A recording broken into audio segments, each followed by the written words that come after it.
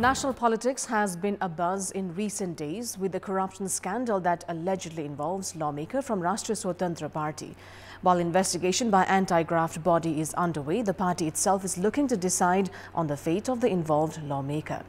Good evening, I'm Sarah Sapsanama. Let's begin with the headlines of the hour.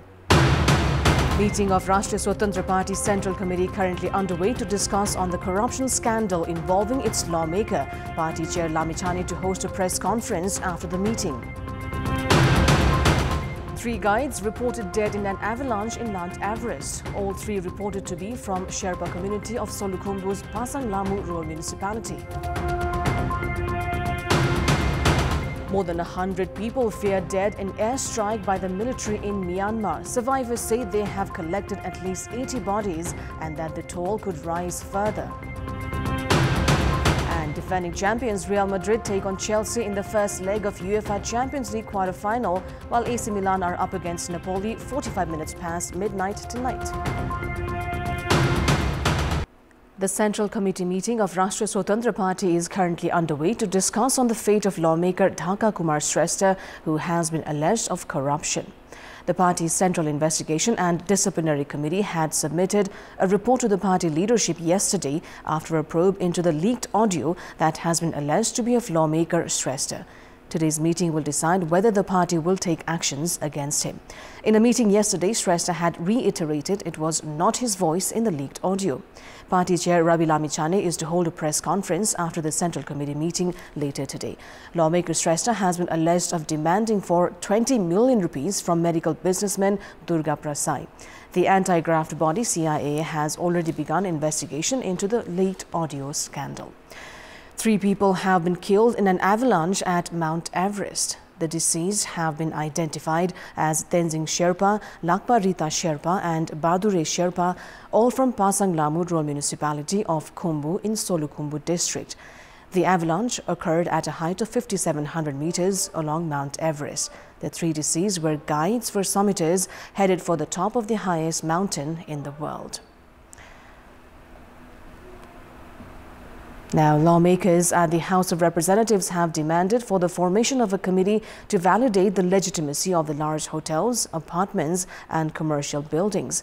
Addressing today's session of the House of Representatives, lawmaker Toshima Karki demanded for the formation of a parliamentary committee to probe into the several aspects related to buildings, including environment impact assessment and required approvals from related departments. She also demanded actions against those guilty in the issue related to caving off land because of under-construction summit apartment at Bakundol in Lalitpur, along with compensation for the victims.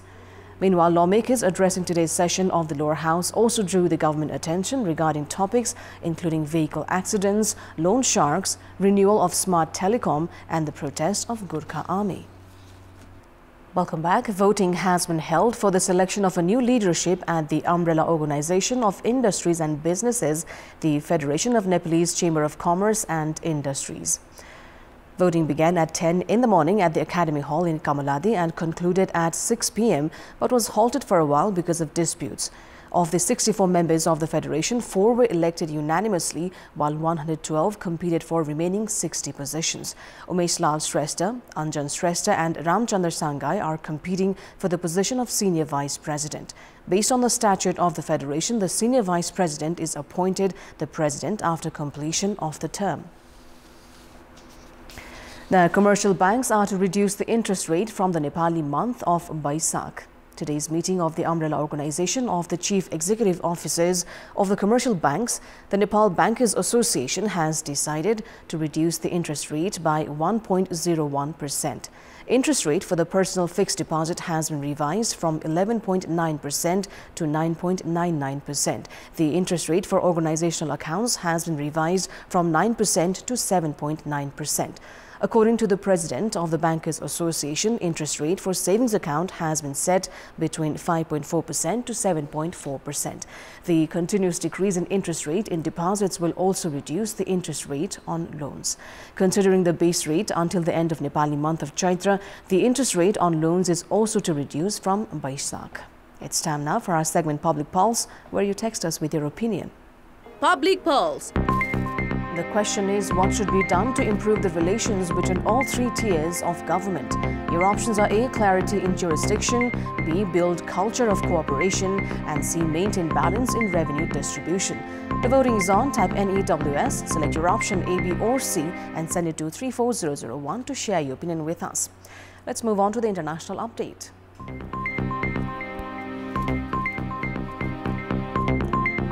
More than 100 people are feared to have been killed in Tuesday's airstrike by the Myanmar military, one of the deadliest so far in the civil war.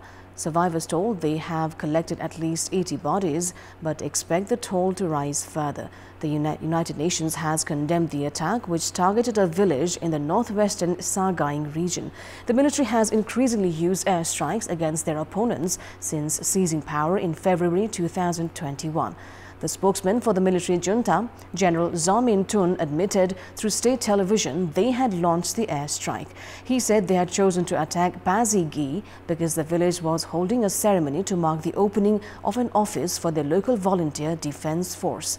These anti-coup militias, known as People's Defense Forces or PDFS, are waging an armed campaign against the military in various parts of the country. Communities in Sagaing have put up some of the strongest opposition to military rule.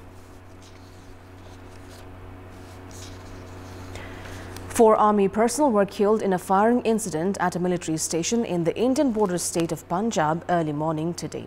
An unknown number of shooters were at large at the Bathinda military station and had ammunition on them, a defense source said. A senior police official in Punjab said the incident was not a terror attack and took place in a canteen. The military said in a statement that the area was quickly cordoned off and search operations was in progress. The incident took place at 4:35 a.m. local time. The military station, about 280 kilometers northwest of New Delhi, houses mostly families of soldiers and is a residential army base. Now, China's foreign ministry has expressed serious concerns after an announcement made by United States and Philippines officials to finalize a roadmap for the delivery of U.S. defense assistance to the Southeast Asian nation over the next 5 to 10 years. Chinese Foreign Ministry spokesperson Wang Wenbin told media that Beijing was strongly dissatisfied with the joint statement, adding that the document distorts and smears China's legitimate maritime law enforcement actions. The joint statement said the United States hoped to boost its allocated spending for enhanced defense cooperation agreement sites to more than $100 million by the end of 2023, up from a previous $80 million. Experts say the U.S. sees the Philippines as a potential location for rockets, missiles and artillery systems to counter a Chinese amphibious invasion of Taiwan, which China claims as its own territory.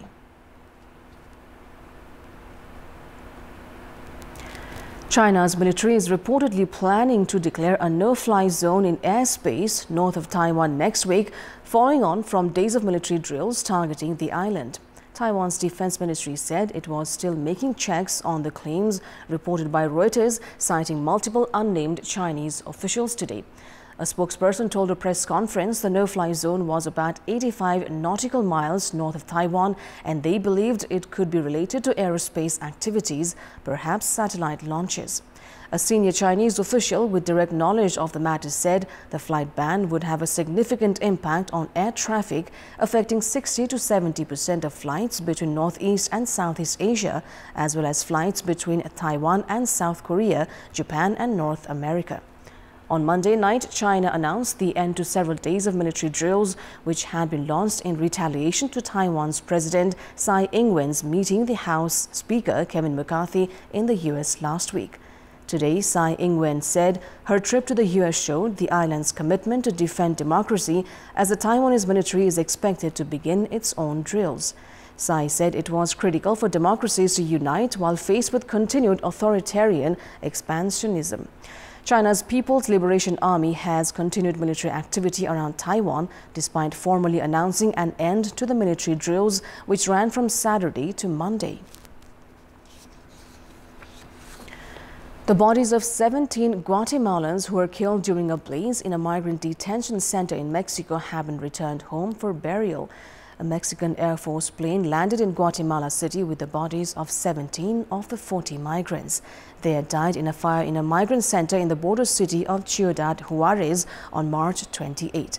Mexico's President Andrés Manuel López Obrador said the migrants were unable to escape the fire because the person with the key to their cell was not available. Yesterday, Mexican prosecutors launched criminal proceedings against top immigration officials.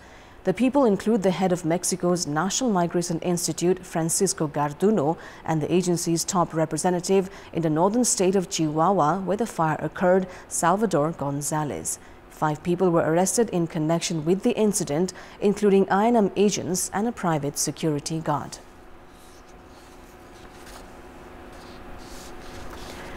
Tens of thousands of junior doctors in England have walked off the job for a 4-day strike, asking for a higher pay following their failed negotiation with the government, which may lead to cancellation of an estimated 350,000 scheduled appointments, including operations. In central London, dozens of junior doctors gathered in front of a local hospital, holding signs in hands and shouting, "No ifs, no buts, no NHS cuts," to counter the country's public health funding cuts and demand pay rises. The British Medical Association, the doctors' trade union that organized this round of walkouts, said that junior doctors' annual earnings, after taking into account inflation's influence, have fallen by 26% over the past 15 years. According to a doctor who participated in the strike, the high cost of furthering their medical education and the rising living costs have prompted many people working in the industry to quit their jobs. The new wave of strikes will have a significant impact on the country's hospital operations, as junior doctors, the kind of doctors who are still in the first years of their careers, make up about half of all doctors in England's National Health Service. In a major conservation milestone, a zoo in Thailand's northeast region announced this week that it had successfully hatched a red-headed vulture last month, making it the first successful breeding of this species in Thailand in 30 years and only the second instance worldwide. The Zoological Park Organization ZPO Thailand said, in fact, had been trying to breed the endangered species commonly known as the Asian king vulture since 2005. The red-headed vulture has gone extinct in the wild since 1992 and is listed as critically endangered on the International Union for Conservation of Nature Red List in 2021. Sports news. Nepal's women's national cricket team captain Rubina Chhetri has displayed an impressive bowling performance at the Fair Break Invitational Tournament. She has become the first cricketer from an associate nation to pick 5 wickets in an innings. That is all for the moment. Thank you for watching. Bye for now.